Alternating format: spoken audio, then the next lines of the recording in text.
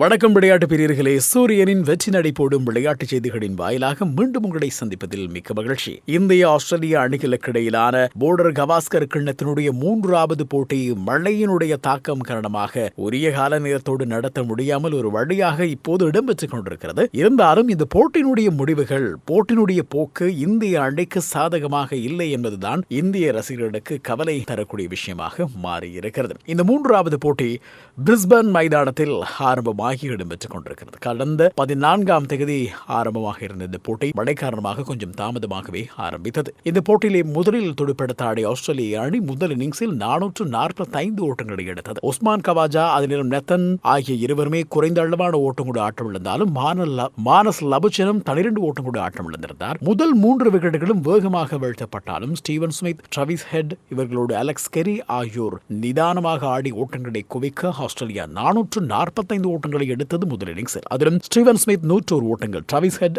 கடந்த போட்டியிலும் சதம் கடந்தவர், இந்த போட்டியிலும் 152 ஓட்டங்கள், அலெக்ஸ் கெரி 70 ஓட்டங்களை பெற்றுக் கொடுத்திருந்தார். இந்திய அணியின் பந்துவீச்சில் ஜஸ்பிரீத் பும்ரா 6 விக்கெட்டுகளையும், முகமது சிராஜ் 2 விக்கெட்டுகளையும், ஆகாஷ் டீப் 1 விக்கெட்டையும், நிதிஷ்குமார் ரெட்டி 1 விக்கெட்டையும் சாய்த்திருந்தனர். இப்போது இந்தியா தங்களது முதல் இன்னிங்ஸில் 51 ஓட்டங்களுக்கு 4 விக்கெட்டுகளை இழந்திருக்கிறது. KL ராகுலும் ரோஹித் சர்மாவும் களத்திலே இருக்கிறார்கள். KL ராகுல் 33 ஓட்டங்களோடும், ரோஹித் சர்மா ஓட்டம் எதுவும் இல்லாமல் ஆட்டம் இழக்காது களத்திலே இருக்கிறார்கள். இப்போது இந்தியா தங்களது முதல் இன்னிங்ஸில் 3வது டெஸ்ட் கிரிக்கெட் போட்டியில் தடுமாற்றத்தோடு காணப்படுகிறது. ஆஸ்திரேலிய அணியின் பந்து வீச்சில் மிச்சல் ஸ்டார்க் 2 விக்கெட்டுகளையும், ஜோஸ் ஹாசல்வுட், அதிலும் பேட் கமின்ஸ் ஆகியோர் ஒவ்வொரு விக்கெட்டுகளையும் சாய்த்திருக்கிறார்கள். இப்போது ஆஸ்திரேலிய அணி இந்தியாவை விட 394 ஓட்டங்கள் முன்னிலை வகிக்கிறது. இந்த போட்டியின் போது ஒரு வர்ணனையாளர் ஜஸ்பிரீத் பும்ராவை குரங்கோடு ஒப்பிட்டு பேசியதன் காரணமாக இப்போது மிகப்பெரிய அதிர்வதைகள் ஏற்பட்டிருக்கிறது. இந்த போர்டர் கவாஸ்கர் கிண்ணம் இடம்பெறுகின்ற போட்டிகளில் சிறப்பு வர்ணனையாளர்கள் அழைக்கப்படுவது வழக்கம். சில உதாரணங்களை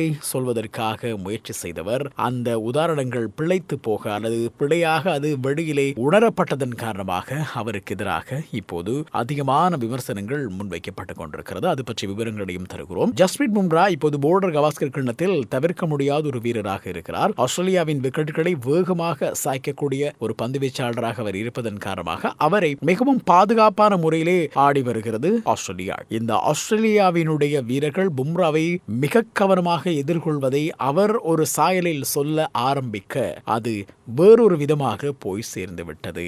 இதுதான் இங்கே நடந்திருக்கிற பிரச்சனை. பிரிஸ்பன் டெஸ்ட் கிரிக்கெட் போட்டியில் ஆஸ்திரேலியாவினுடைய முன்னாள் வீரர் பெத்லேயுடன் இணைந்து வர்ணனை பணியிலே ஈடுபட்டவர் தான் இங்கிலாந்து அணிக்காக முதல் விளையாடிய முன்னாள் வீராங்கனை இஷா குஹா. இந்திய பந்துவீச்சாளர் பும்ராவை இனவெறியுடன் விமர்சித்ததாக இப்போது சர்ச்சை எழுந்திருக்கிறது. பும்ரா ஒரு MVP, அதாவது மிகவும் மதிப்புமிக்க பிரைமேட் என்று வர்ணித்தார். பாலூட்டி வகை பெரிய விலங்கினங்களை பிரைமேட் என்று ஆங்கிலத்தில் அழைப்பார்கள். குறிப்பாக குரங்குக்கு இந்த வார்த்தையை பயன்படுத்துவது உண்டு. அதனால் பும்ராவை விலங்குடன் ஒப்பிட்டு பாராட்டுவதா என்று குஹாவை ரசிகர்கள் இப்போது சமூக வலைதளங்களில் விமர்சித்து வருகிறார்கள். 2008ஆம் ஆண்டு ஆஸ்திரேலிய தொடரில் இந்திய வீரர் ஹர்பஜன் சிங் ஆஸ்திரேலியாவின் சைமன்ஸை குரங்கு என்று திட்டியதாக பிரச்சனை வெடித்தது என்பது உங்களுக்கு தெரியும். இதை இந்த விமர்சனம் நினைவுபடுத்தும் வகையில் அமைந்திருப்பதாகவும் ரசிகர்கள் ஆதங்கங்களை வெளிப்படுத்தியிருக்கிறார்கள். எனவே ஆனால் இந்த வர்ணனையாளர் ஒரு விளக்கத்தை கொடுத்திருக்கிறார். இஷா குஹா மன்னிப்பு கேட்டு ஒரு விளக்கத்தை கொடுத்திருக்கிறார். அதாவது, நான் வர்ணனையின் போது பல்வேறு வழிகளில் விளக்கக்கூடிய ஒரு வார்த்தையை பயன்படுத்தினேன். இதில் ஏதேனும் குற்றம் இருந்தால் அதற்காக நான் மன்னிப்பு கேட்டுக் கொள்கின்றேன். மற்றவர்களின் மரியாதை விஷயத்தை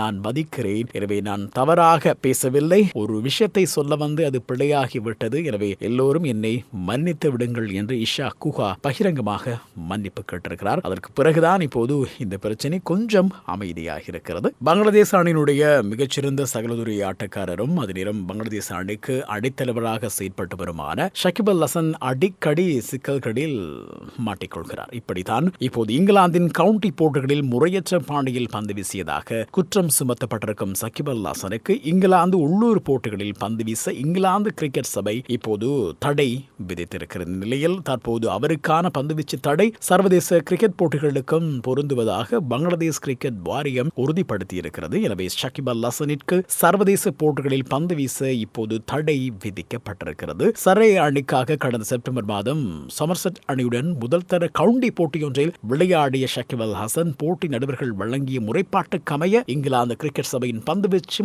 தடைக்கு முகம் கொடுத்திருக்கிறார். இதன் மூலம் தன்னுடைய 17 வருட தொழில்முறை கிரிக்கெட் வாழ்க்கையில் ஷகிப் அல் ஹசன் முதல் தடவையாக முறையற்ற பாணியில் பந்து வீசியதாக குற்றச்சாட்டு ஒன்றினை எதிர்கொண்டிருக்கின்றமை குறிப்பிட வேண்டிய விஷயம். ஷகிப் அல் ஹசன் பந்துவீச்சு சோதனைகளுக்கு முகம் கொடுத்து அதில் தனது பந்துவீச்சு முறையான பாணியில் தான் இருக்கிறது என்பதை உறுதிப்படுத்தினால் மாத்திரமே இனி அவரால் சர்வதேச போட்டிகளில் பந்து வீச முடியும். ஷகிப் அல் ஹசன் ஏற்கனவே நடுவர்களோடு வாக்குவாதம், வீரர்களோடு வாக்குவாதம், அதிலும் உள்ளூரில் அரசியல் ரீதியாகவும் பல பிரச்சனைகளை எதிர்கொண்டு வருகின்றவர். இப்போது பந்துவீச்சு சர்ச்சையிலும் சிக்கியிருக்கிறார். அவர் தனது பந்துவீச்சு பாணி சரியானதுதான் என ICCக்கு உறுதிப்படுத்தும் பட்சத்தில் இனி வருகின்ற போட்டிகளில் அவரால் தொடர்ந்து பந்து வீச முடியும். அப்படி இல்லை என்றால் அவருக்கு பந்து வீச முடியாது என்பதை ஞாபகப்படுத்தி இன்றைய சூரியனின் வெற்றி நடை போடும் விளையாட்டுச் செய்திகளை நிறைவுக்கு கொண்டு வருகிறோம். மீண்டும் சந்திப்போம். நன்றி, வணக்கம்.